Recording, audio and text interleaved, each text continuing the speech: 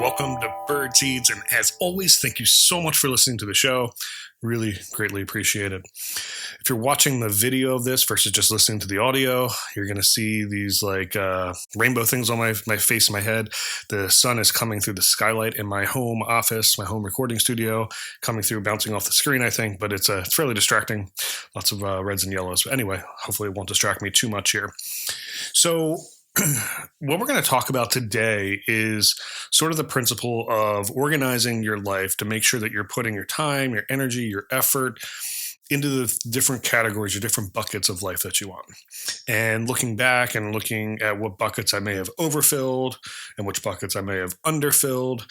And, the idea is there's only so much of you. There's only so much energy, so much time. Yes, we can get better at prioritizing. Yes, we can get better at organizing our time, morning routines, etc. That's all true. But at the end of the day, there's still a infinite amount, or not an infinite amount of you. There's only so much you. So then to put more into this bucket, you're going to have to empty this bucket. So trying to find that balance. And I'm really trying to strive to find this balance of how I want to live my life. So what are those 5 buckets I'm talking about? Number 1 is a provider, being there to make money, income for my family, to take care of my family, to make sure we eat, to make sure we have a house, all those kind of things. That, in my opinion, is my number 1 role in life, is to be a provider. Number 2 is to be a father, to be the best father I can be, to make sure I am supporting the kids, I'm listening to them, I'm taking them to their sporting events, we're having fun, that they're learning, that they're having a better life. Number 3 is being the best husband that I can be. Making sure that my wife is taken care of, making sure that, she doesn't feel all the stress of the kids and things like that, and trying to find the balance there. Number 4 is being a better person. So what do I mean by that one? That one's a little bit weird. I look at that as anything that's like health related, hobby related. So basically anything in my life that's not one of those or this next one that we're going to go to. So whether that's doing yoga or meditating or acupuncture or playing music or going for a hike, like that's just those things that make me a better person, that make me happy. Number 5, being an entrepreneur.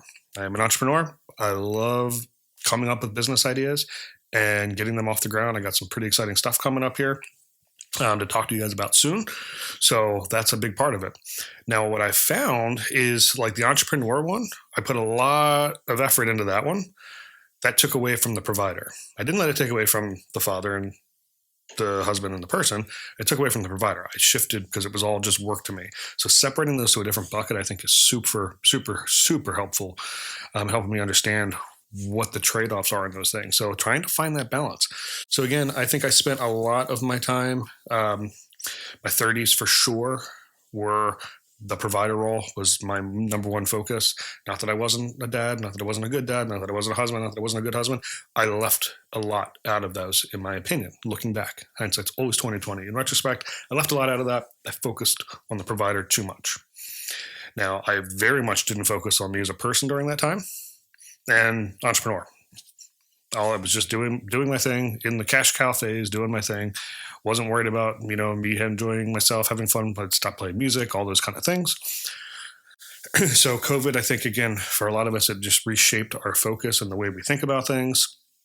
I really leaned hard into the father, really leaned hard into the husband. I've really leaned hard into the person. And the entrepreneurs really got me excited. I love being creative and coming up with those things. So, but now I feel like the provider is falling back a little bit.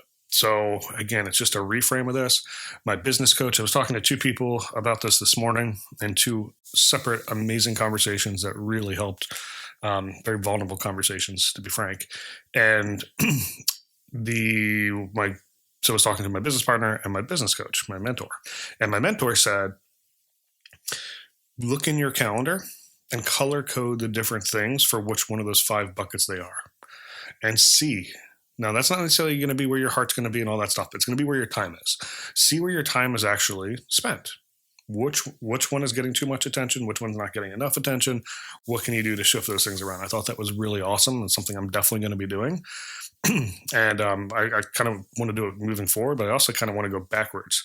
And then maybe just go sample a random week. Maybe think back a time when I thought things were pretty good. Like I was pretty happy across all 5 of those facets.